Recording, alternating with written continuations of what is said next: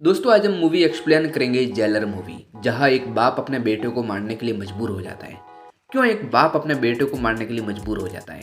तो कहानी बहुत ही इंटरेस्टिंग है, इसलिए वीडियो के एंड तक बने रहे। कहानी की शुरुआत में एक मंदिर को दिखाया जाता है और उस मंदिर के पुजारी को मार दिया जाता है और मंदिर में रखी हुई असली मूर्ति को चुरा लेते हैं और उसकी जगह पे नकली मूर्ति रख देते हैं। जैसे ही इन्वेस्टिगेशन के लिए पुलिस मंदिर में आती है तो एक पुलिस वाला अपने सीनियर से कहता है कि सर, मंदिर में रखी हुई मूर्ति तो नकली है।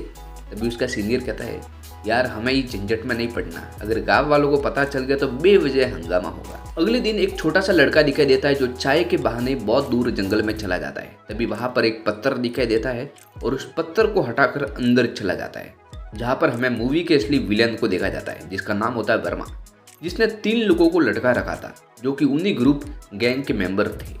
उनकी सिर्फ गलती ये थी कि वर्मा की जो पुरानी मूर्ति थी उन्होंने चुपके से बेच दी थी। तभी उनमें से एक कहता है, यार हमारी क्या गलती है, हमने थोड़ी चोरी की है, जिसने चोरी की है उस मुजरिम को सजा दो। तभी वर्मा कहता है, अगर मैं एक को सजा दूंगा तो लोगों में खौफ नहीं रहेगा, लेकिन मैं तीनों को सजा दूंगा तो लोगों में डर बना रहेगा और भविष्य में ऐसी गलती कभी नहीं करेंगे। अगले सीन में एक पांड्यन फैमिली को दिखाया जाता है, जहाँ पर एक छोटा सा बच्चा होता है और वो अपनी मम्मी से जिद करता है और कहता है, मम्मी प्लीज मुझे यूट्यूब पर वीडियो बनाने दो, कितनी मुश्किल होती है वीडियो बनाना, जाओ मेरे लिए कैमरामैन ढूंढ कर लाओ। तभी वहाँ पर एंट्री होती है मत्तुअल की, बोले तो रजनीकांत, जो कि कैमरामैन का काम करते हैं। और वो एक छोटा सा बच्चा अपने फैंस को ही सिखा रहा होता है कि गाजर कैसे उगाया जाता है। तभी रजनीकांत कहते हैं, यार फीलिंग नहीं आ रही है, इसलिए थोड़ा ड्रेसअप चेंज किया जाए। और वो छोटा सा बच्चा अपना ड्रेसअप चेंज कर देता है। जितने में मत्तुअल को एक आदमी आवाज लगाता है और उसके साथ चला जाता है। अगले सीन में हमें एक मिठाई की दुकान दिखाई देती है, जहाँ पर ऊपर मिठाई बनाई जाती है और नीचे उन्हें बेचा जाता है। तभी वहाँ पर एंट्री होती है इंस्पेक्टर अर्जुन की। अर्जुन उस मिठाई के ऑनर को कहता है, हमें पता है तुमने इस गांव के मंदिर की मूर्ति चुराई है। तभी वो मिठाई वाला छुन्नू कहता है, हमने इस मूर्ति को कई दिनों पहले इस गांव से कैलिफोर्निया पहुंचा दिया है। अब तुम समझ गए होंगे हमारा नेटवर्क कितना स्ट्रांग है, इसलिए तुम हमारा बाल बाका तक नहीं बिगाड़ सकते। अगर ज़्यादा हवा में उड़ने की कोशिश की तो सबसे पहले तुम मारे जाओगे, इसलिए इस केस से दूर रहना। तभी छुन्नू उस इंस्पेक्टर को यह भी कहता है, तुम्हारा बाप हमारे कब्जे में है। और जब चिन्नू अपने आदमियों को कॉल लगाता है तभी फोन उठाता है मत्तुअल कहता है, अब मेरे बेटे को ये मत कहना कि तुम्हारा बाप हमारे कब्जे में है, बस उसको यही कहना कि इस केस को छोड़ दें। अगर मेरे बारे में सच बता दिया तो मेरा बेटा डर जाएगा। लेकिन जब ये सारी बात छुन्नू अर्जुन को बताता है तो अर्जुन कहता है, मुझे पता है तू झूठ बोल रहा है, तेरे को हम लोग कूटेंगे तभी तू सच बताएगा। और उसके बाद छुन्नू को अरेस्ट कर दिया जाता है, जहाँ पर उसको बहुत मारा जाता है। अगले सीन में जेलर साहब जब घर लौट रहे होते हैं तभी उनके ही डिपार्टमेंट के कर्मचारी जेलर साहब को रिक्वेस्ट करते हुए कहते हैं कि तुम्हारा बेटा बहुत ही खतरनाक है और वो बड़े बड़े लोगों से पंगा ले रहा है, हम आपसे रिक्वेस्ट करते हैं कि तुम्हारे बेटे को सावधान कर दो। और यहाँ पर हमें जेलर साहब की फैमिली को भी दिखाया जाता है, जहाँ पर उनकी पत्नी विजया, उनका बेटा अर्जुन और उनकी बहू मीरा और उनके पोते लिटिल यूट्यूबर को भी दिखाया जाता है, जहाँ पर सभी लोग अपनी खुशी से जिंदगी जी रहे होते हैं। और अभी लिटिल यूट्यूबर के 96 सब्सक्राइबर भी कंप्लीट हो चुके थे। तो अगले सीन में सब्जी लेने के लिए मार्केट जा रहे थे, तभी अचानक से कैब ड्राइवर विमल जेलर साहब के सामने ब्रेक लगाकर गाड़ी रोक देता है और जेलर साहब कहता है, क्या कोई मारने का प्लान है क्या? अभी वो कैब ड्राइवर कहता है, 120 बार गाड़ी रोकी है, अब तक मैंने आपको ठोका किया? तेरे बेटे ने तुम्हारे घर के सामने मेरी गाड़ी को पार्क करने के लिए मना किया था, लेकिन किसी दिन मैं तुम्हारे बेटे से जरूर बदला लूंगा। जेलर साहब उसकी बात को मजाक में लेते हुए वहाँ से निकल पड़ते हैं और घर जाते ही पता चलता है कि उनका बेटा अभी तक घर नहीं लौटा। काफ़ी दिन बीत जाने के बाद में जब उनका बेटा घर नहीं लौटता तो वो पुलिस स्टेशन में कमिश्नर को कॉल करके पूछती है। तभी कमिश्नर कहता है कि तुम्हारा बेटा किसी बड़ी रैकेट का पर्दाफाश करने के लिए निकला था, लेकिन अभी तक तुम्हारे बेटे का कोई पता नहीं लग पा रहा है, लेकिन हम ढूंढने की जल्द कोशिश करेंगे। तभी जेलर छुन्नू के ऊपर शक करता है और जैसे वो छुन्नू के पास जाता है तभी वो छुन्नू कहता है कि साहब, मैं तो यार जेल में बंद था, मुझे क्या पता हो सकता है, मेरे आदमियों को पता होगा। तभी छुन्नू अपने आदमी को पूछता है, अरे भाई जिस दिन उसका बेटा केस की छानबीन कर रहा था उस दिन तू किधर था? तभी उसका आदमी कहता है, साहब मैं तो मल्लिका के साथ मजे ले रहा था। तभी जेलर साहब को ये लगता है कि ये लोग मेरी मजाक उड़ा रही है और वो वहाँ से अपने घर चला जाता है। लेकिन घर पर सभी लोगों को ये टेंशन हो रही थी कि अर्जुन अब तक घर नहीं आया। 1-2 घंटे बीतने के बाद में जेलर साहब के घर पर वही पुलिस कर्मचारी आती है जो पहले आई थी और वो कहती है कि साहिब, मैंने आपको पहले ही बताया था कि तुम्हारा बेटा बड़े बड़े लोगों से पंगा ले रहा है और जिस केस की छानबीन करने के लिए तुम्हारा बेटा गया है उस केस में बड़े बड़े पॉलिटिकल लोग भी शामिल थे। सॉरी सर, तुम्हारा बेटा अभी इस दुनिया में नहीं रहा। ये सुनते ही जेलर साहब की आंखों से आंसू आ जाते और पैरों तले जमीन खिसक जाती है। अब वो जैसे ही घर से बाहर निकल रहा होता है तभी एकदम से अचानक फिर से कैब ड्राइवर गाड़ी रोक देता है। तभी विमल कहता है, क्या बात है, आज तो गाड़ी के सामने खड़ा है, डर नहीं लगता है क्या? चल हट, नहीं तो ठोक दूंगा। तभी वो विमल को कहता है कि मुझे छिन्नू के घर जाना है। जैसे वो छिन्नू के घर जाता है और छिन्नू को बेरहमी से मारने लग जाता है और छिन्नू को मारने के बाद में उसको बोरे में डालकर गाड़ी में ले जाता है। और तभी वो एक पुल के सामने अपनी गाड़ी रोक देता है और विमल को कहता है, चल इस बोरे को इधर फेंक दे। और वो विमल इस बोरे को पानी में फेंक देता है। तभी विमल कहता है, ये तो बहुत भारी था, आखिर था गया इसमें। तभी जेलर कहता है, उसने मेरे बेटे का कत्ल किया, अब मैंने भी उसका कत्ल कर दिया, अब हिसाब बराबर हो गया। तभी विमल घबरा जाता है और कहता है, अरे भाई ये तूने क्या कर दिया, अब मैं तेरी शिकायत पुलिस स्टेशन में जाके करूँगा। तभी जेलर कहता है, देख पुलिस अगर मुझे पकड़ेगी तो सबसे पहले तू ही मार खाएगा, क्योंकि तेरे हाथ खून से लथपथ है। ये सुनते ही विमल बेचारा घबरा जाता है और अगले दिन जेलर अपने पोते को आइसक्रीम के थैले पर आइसक्रीम खिलाने के लिए जाता है। तभी एक टेम्पो में बैठा एक आदमी उसके पोते को तलवार से काटने वाला ही होता है, जितने में जेलर अपने पोते को बचा लेता है। और थोड़े टाइम बाद वर्मा का कॉल आता है और कहता है, देख अब तो तूने तेरे पोते को बचा लिया, लेकिन कितनी बार बचाएगा, 1 बार 2 बार 100 बार? तभी जेलर कहता है, देख वर्मा, तूने मेरे बेटे को मारा, मैंने तेरे आदमी को मारा, अभी हिसाब बराबर हो गया, अब मेरी फैमिली को परेशान करना बंद कर दे, तू भी खुश रहे, मैं भी खुश रहूँगा।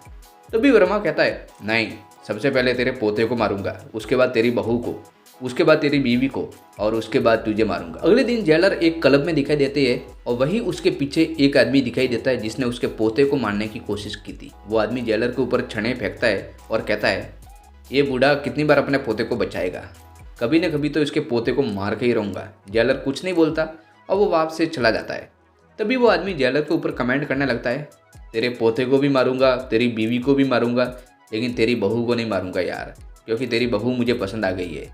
ये सुनते ही जेलर का खून खोल उड़ता है और वो पतली गली में चला जाता है जहाँ पर उसकी कार खड़ी थी। जैसे ही वो दोनों आदमी जेलर के ऊपर हमला करने लगते हैं तभी जेलर उस आदमी का सिर धड़ से अलग कर देता है और कहता है, क्या रे तू मेरे पोते को मारेगा, लेकिन तू तो अभी बच्चा ही नहीं, तेरे पास में तो तेरा सर भी नहीं है, तेरे पास में तो तेरा हाथ भी नहीं है। और उसके बाद उसके दोस्त को भी मार देता है। अब जब 3 खून हो जाते हैं तो जेलर साहब थोड़े टेंशन में आ जाते हैं और वो अपनी पत्नी को कहते हैं, मुझे रात को नींद नहीं आती, जब से मेरे बेटे अर्जुन की मौत हुई है तब से मेरा दिमाग ठीक ढंग से काम नहीं कर रहा है, मुझे किसी डॉक्टर के पास जाना चाहिए। जेलर साहब जैसे ही डॉक्टर के पास जाते हैं तो डॉक्टर साहब कहते हैं, हमारे पास यहाँ पर कई ऐसे क्रिमिनल आते हैं जो फेक मेंटलिटी का सर्टिफिकेट बना देते हैं और क्राइम करके यहाँ से भाग जाते हैं, कहीं तुमने तो खून नहीं किया? तभी जेलर कहता है, हाँ मैंने 3 खून किए और चौथा खून अभी होने वाला है और वो तेरा, अगर तूने मेरा फेक मेंटल सर्टिफिकेट नहीं बनाया तो। मैं 3 दिन के लिए शहर से बाहर जा रहा हूँ, जब तक मैं वापस ना लौटूँ तब तक मेरी फैमिली को तुम्हारे उस हॉस्पिटल में रखना पड़ेगा, उन्हें किसी भी प्रकार की कोई तकलीफ होनी नहीं चाहिए। तभी डॉक्टर साहब कहते हैं, यार आप तो मेरे बड़े भाई जैसे लग रहे हो, जैसा तुम कहोगे वैसा मानने के लिए तैयार हो। अगले सीन में जेलर विमल के साथ एक गाड़ी में अपने दोस्त नरसिम्हा से मिलने के लिए बेंगलोर चले जाते हैं। तभी जैसे ही नरसिम्हा जेलर साहब को देखता है तो कहता है, आप तो जेलर हो यार, आपने ही मेरी सज़ा कम करवाई है, जो रास्ता मैंने अपनाया था वो बहुत बुरा था, उस रास्ते से सही रास्ते पे आपने ही लाया है, मैं आपको ज़िंदगी भर तक नहीं भूल सकता, अगर आप यहाँ पे आए हो तो आपके आने की कोई ना कोई वजह जरूर होगी। तभी जेलर कहता है, मुझे कुछ बॉडीगार्ड की ज़रूरत है। तभी नरसिम्हा कुछ बॉडीगार्ड जेलर के साथ भेज देता है और उन चारों बॉडीगार्ड को कहता है कि हमें वर्मा के ऐसे आदमी की तलाश करनी पड़ेगी जो वर्मा के करीब हो, उसको ये पता हो कि माल कहाँ से कहा जाता है। तभी वर्मा के एक ऐसे खास आदमी को पकड़ लेते हैं, उसकी ज़बरदस्त धुलाई की जाती है और उन्हें पता चल जाता है कि उनका माल रिसीव करने और ड्रॉप करने का कोड क्या है। अभी विमल को बीच रास्ते पे एक मूर्ति लेकर खड़ा कर दिया जाता है और जितनी भी ट्रक गाड़ी आती है उनसे विमल कहता है कि मूर्ति नीचे गिर गई, उसे अंदर रख दो। दरअसल वर्मा के इलीगल काले धंधों का यही कोड था कि मूर्ति नीचे गिर गई है, उसको अंदर रख दो। तभी उनमें से एक ट्रक वाला अपनी गाड़ी रोक देता है और कहता है, हाँ जाओ और पीछे की तरफ ये मूर्ति रख दो।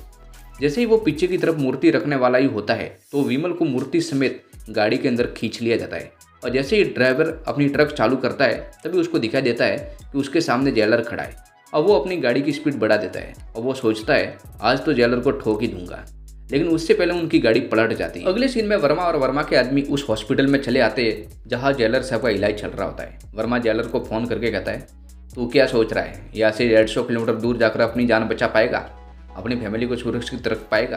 पहले तो मैं सोच रहा था कि तेरे फैमिली के लोगों को एक एक करके ख़त्म करूँ, लेकिन अभी मुझे लग रहा है कि तेरे ही सामने लाइव सभी को ख़त्म कर दूँ।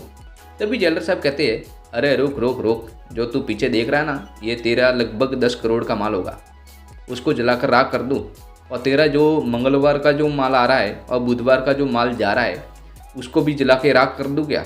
ये देखते ही वर्मा डर जाता है और वर्मा जेलर की हर बात मानने को तैयार हो जाता है। जेलर साहब कहता है, अगर तुझे अपना माल बचाना है तो मेरी बीवी से 10 रुपये की भीख मांगनी पड़ेगी। अब जब वर्मा की देश विदेश में इतनी पहचान है, इतना सारा पैसा है, लेकिन उसको अपना माल बचाने के लिए उनकी पत्नी से विजया से 10 रुपये की भीख मांगनी पड़ती है। अगले सीन में जेलर साहब और वर्मा आमने सामने आ जाते हैं, जहाँ पर इन दोनों के बीच समझौता होता है कि जेलर अब वर्मा के काम में दखल नहीं देगा और वर्मा जेलर साहब की फैमिली को कोई नुकसान नहीं पहुंचाएगा। इधर वर्मा ड्रिंक कर रहा होता है, तभी उसे वो वाली घटना याद आ जाती है कि आज तक मैंने कभी किसी से 10 रुपये तक उधार नहीं लिए। आज तक इस दुनिया में कोई माइकल लाल पैदा नहीं हुआ जिसने मुझे चैलेंज किया हो। बस गुस्से में आकर वो अपने आदमियों को जेलर साहब के घर भेज देता है। इधर जेलर साहब घर में डाइनिंग टेबल के ऊपर अपनी फैमिली को बताता है कि मैंने अब तक 4 खून किए और 5वां खून भी होने वाला है, इसलिए तुम्हें डरने की ज़रूरत नहीं, ये एक आम बात है। तभी वर्मा के आदमी जैसे ही गोली चलाते हैं तो जेलर साहब के जो बॉडीगार्ड है उन आदमियों को गोली से भून देते हैं। जेलर साहब की पत्नी और उसकी बहू ये माजरा देखकर डर जाती है और वो सोचते हैं, एक नॉर्मल आदमी इतना डेंजर कैसे हो गया। अगली सुबह वर्मा कामदेव को फ़ोन लगाते हैं और कहता है, अरे यार, जेलर को मारने के लिए तूने क्या नामर्द भेजे थे क्या? सबके सब मर गए। तभी कामदेव यानी कि जगेश श्रॉफ कहता है, अगर मुझे ये पता होता कि तूने ये सब आदमी जेलर को मारने के लिए मंगवाए थे तो मैं भेजता ही नहीं। जेलर साहब बहुत ही खतरनाक आदमी है, उससे पंगा मत लेना। तभी वर्मा कहता है, कोई बात नहीं, मैं पंजाब के सिकंदर को फ़ोन लगाकर आदमी मंगाता हूँ। तो कामदेव कहता है, चल ठीक है, एक बार ट्राई करके देख ले। जैसे ही वो सिकंदर को फ़ोन लगाता है लेकिन उसका फ़ोन स्विच ऑफ मिलता है। अभी हम देखते हैं 15 साल पहले की स्टोरी, जहाँ पर जेलर साहब जैसे ही एंट्री करते हैं तो वहाँ पे सन्नाटा सा जाता है। जेलर साहब कहते हैं, अब सभी कैदियों को एक ही टाइम खाना मिलेगा और 2 घंटे ही सोने के लिए टाइम दिया जाएगा। तभी सिकंदर कहता है, हम तुम्हारी बात नहीं मानेंगे। इतना सुनते ही जेलर को गुस्सा आ जाता है और उसका कान काट देते हैं और कहते हैं, हमें पता था तू मेरी बात नहीं मानेगा। जेल में बेटा एक और गुंडा जेलर को धमकी देता है और कहता है, तू डराने की कोशिश मत कर, मेरे अंडर में 30 MLA है, अगर मैं चाहूँ तो तेरी फैमिली को रातों रात टपका सकता हूँ। तभी जेलर उसको कहता है, चल फ़ोन लगा, और अपने आदमियों को फ़ोन लगाता है लेकिन उसका फ़ोन कोई नहीं उठाता। दरअसल उस गुंडे के आदमियों को जेलर के आदमियों ने टपका दिया था। प्रेजेंट में हम देखते हैं सिकंदर के भेजे हुए गुंडे आ जाते हैं, लेकिन वो जेलर को मारने के लिए नहीं बल्कि वर्मा को मारने के लिए भेजे थे। ये देखते ही वर्मा घबरा जाता है और वो कहता है कि मैं तेरी फैमिली को नुकसान नहीं पहुंचाऊंगा। तभी जेलर को पता है कि जब तक तू जिंदा है तब तक मेरी फैमिली चैन से नहीं जी पाएगी। तभी वर्मा कहता है कि मैं तुझे कुछ ऐसा बताऊंगा जिसे देखकर तू मुझे छोड़ देगा। और वो जेलर की तरफ एक वीडियो दिखाता है जिसे ये पता चलता है उसका बेटा अर्जुन अभी भी जिंदा है, जिसको वर्मा ने कैद करके रखा है। ये देखते ही जेलर उसको छोड़ देता है और ना चाहते हुए जेलर उसके साथ डील करने के लिए मजबूर हो जाता है। तभी वर्मा कहता है कि आदि नारायण के मंदिर में एक बहुत ही बड़ा मुकुट है जिसे तुम्हें कैसे भी करके लाना है। अगर तुम मुझे वो मुकुट लाकर दोगे तो मैं तुम्हारे बेटे को तुम्हें सौंप दूंगा और कभी तुम्हारी फैमिली की तरफ नहीं देखूंगा। तुम तुम्हारे रास्ते, मैं मेरे रास्ते। अगले दिन जेलर साहब शहर के बड़े नामी आदमी के पास जाते हैं और पूरी सच्चाई बता देते हैं। और वो आदमी कहता है कि जेलर साहब, आप तो जानते ही हो, आदि नारायण दुनिया का बहुत ही बड़ा मंदिर है जहाँ पर परिंदा भी पर नहीं मार सकता। और रही बात मुकुट की, तो वो एक इंटरनेशनल ट्रेजर है जिसे 10 गैंग ने चुराने की कोशिश की, लेकिन वो अभी भी जेल में है। यहाँ तक उसको देखने के लिए प्राइम मिनिस्टर और प्रेसिडेंट और 5 लोगों के सिग्नेचर की जरूरत है, जिसमें अमिताभ बच्चन, सचिन तेंदुलकर, रामदेव बाबा, गुरु गोविंद और लास्ट में राजा मोहन का सिग्नेचर लेना भी जरूरी है। तभी जेलर साहब कहते हैं, ये राजमोहन कौन है? तभी वो कहता है कि राजमोहन इसी परिवार से बिलोंग करता है और वो ही मुकुट की सुरक्षा करता है। अगले दिन जेलर नरसिम्हा के एक आदमी को भेजता है जो कि बहुत ही क्रिटिकल और फनी होता है और वो उससे पता चल जाता है कि राजमोहन कामना से प्यार करता है और कामना मूवी के डायरेक्टर से प्यार करती है। अगर कामना को रंगे हाथ पकड़ लिया जाए तो मूवी डायरेक्टर को उसकी बात माननी पड़ेगी और मूवी डायरेक्टर को राजमोहन सिंह से सारे काम करवा देगा। इधर वर्मा अपने 2 आदमियों को जेलर के साथ भेज देता है ताकि वो जेलर की हर गतिविधि के ऊपर ध्यान रख सके। अब जो मूवी का जो डायरेक्टर है वो पूरी तरह से फंस चुका था और वो जेलर की हर बात मानने के लिए तैयार हो गया था। एक्टर के तौर पे राजमोहन सिंह को तैयार कर दिया जाता है और वो राजमोहन सिंह को पूरा सीन समझा देते हैं और कहते हैं, ये एक बहुत ही बड़े बजट की फिल्म बन रही है जिसमें तुम्हें आदि नारायण जैसा ही हूबहू मंदिर बनाना है और उनके अंदर रखी हुई असली मुकुट चुराना है और उसकी जगह पे नकली मुकुट रखना है। राजमोहन सिंह अपना सिग्नेचर का प्रोसेस कंप्लीट करके मंदिर के अंदर जाता है और वहां पर पूरे मंदिर को देख लेता है, मुकुट वगैरह सब कुछ देख लेता है और ऐसा कैसा हूबहू एक सेट तैयार कर दिया जाता है जिसमें असली मुकुट चुरा कर उसकी जगह पे नकली मुकुट रख देते हैं। तभी सीबीआई को शक होता है, इसलिए डायरेक्ट राजमोहन के घर आते हैं और कहते हैं, तुमने मंदिर के अंदर रखा हुआ असली मुकुट चुरा कर उसकी जगह पे नकली मुकुट रख दिया है। तभी राजमोहन कहते हैं कि नहीं सर, ये एक फिल्म है, जहाँ से मैंने मुकुट चुराया है वो आदि नारायण मंदिर का एक नकली सेट है और वो मुकुट भी नकली था, जो मैंने चुराया था वो भी नकली था। लेकिन सीबीआई उसकी बात पर विश्वास नहीं करते और कहते हैं जब तक हम उस मंदिर का मुकुट पुणे में ले जाकर चेक नहीं करेंगे तब तक हमें विश्वास नहीं होगा। जैसे सीबीआई उस मुकुट को लेकर पुणे ले जा रही होती है तभी बीच में एक बहुत ही बड़ी फाइट देखने वहाँ पर जेलर और गवर्नमेंट सीबीआई के बीच बहुत ही बड़ी टक्कर देखने को मिलती है। इसी बीच जेलर उस मुकुट को लेकर वर्मा को सौंप देता है। वर्मा इस मुकुट को देखकर बहुत ही खुश हो जाता है और अर्जुन को छोड़ देता है। लेकिन हमें यह भी पता चलता है कि ये सब कुछ एक अर्जुन की प्लानिंग थी। अर्जुन चाहता था कि वर्मा मुझे कैद करे और बदले में वर्मा मेरे पिता से डिमांड करे कि इस बड़े से मुकुट को वर्मा को लाकर दे और इस मुकुट का 50-50% शेयर वर्मा और अर्जुन मिलकर ले। लेकिन बाद में हमें यह भी पता चलता है कि उस मुकुट के बीच में एक कैमरा लगा रहता है, जो कि वर्मा और अर्जुन के बीच जो बात चल रही थी उन्हें घर बैठे जेलर देख लेता है और जेलर को अर्जुन की सारी हकीकत का पता चल जाता है। डील हो जाने के बाद में जैसे अर्जुन घर आता है तो जेलर साहब अपने बेटे को कहते हैं कि बेटा तुझे कुछ पूछना तो पूछ लो। अर्जुन कहते हैं कि मुझे तो सिर्फ यही कहना था कि किसी को ये पता लगना नहीं चाहिए कि आपने मुझे छुड़वाया है। बस सभी को यही लगना चाहिए कि मैं एक इलीगल रैकेट का पर्दाफाश करके मैं वहाँ से सुरक्षित निकल गया, ताकि मुझे सरकार की तरफ से जो मेडल मिलने वाला है वो मिल जाए और मेरी इज्जत बनी रहे। अगले दिन जैसे ही वर्मा उस मुकुट को चेकिंग करने के लिए किसी को बुलाता है तभी उसे पता चलता है कि मुकुट जेलर साहब ने जो दिया था वो मुकुट पे एक नकली है। तभी वो बातचीत के लिए फिर से अर्जुन को बुलाता है और अर्जुन को कहता है कि तेरे बाप ने मुझे नकली मुकुट देकर मुझे धोखा दिया है, अब तू फिर से आ गया है तो तू बचेगा नहीं। तो अर्जुन कहता है कि मेरे पापा ने अगर तुम्हारे अड्डे पे आकर नकली मुकुट दिया है तो जरूर मुझे बचाने के लिए पीछे कोई ना कोई तो टीम भेजी होगी। जितने में कामदेव के आदमी, सिकंदर के आदमी और जेलर साहब आ जाते हैं और जबरदस्त उन लोगों के बीच में फाइट होती है। वहां पर वर्मा के आदमी को मारा जाता है और वर्मा को उसकी ही स्टाइल में उल्टा लटका कर खत्म कर दिया जाता है। नेक्स्ट डे जेलर साहब और उनका बेटा अर्जुन सुनसान जगह पे जाते हैं जहाँ पर कोई नहीं था। तभी वो अपने बेटे को कहता है कि बेटा तुम्हें कुछ पूछना तो पूछ लो। अर्जुन कहता है कि पापा वैसे तो तुम्हें मेरी सच्चाई के बारे में पता चल गया है, लेकिन इसमें मेरी कोई गलती नहीं थी। तुमने तुम्हारी ज़िंदगी ऐशो आराम से बिता ली।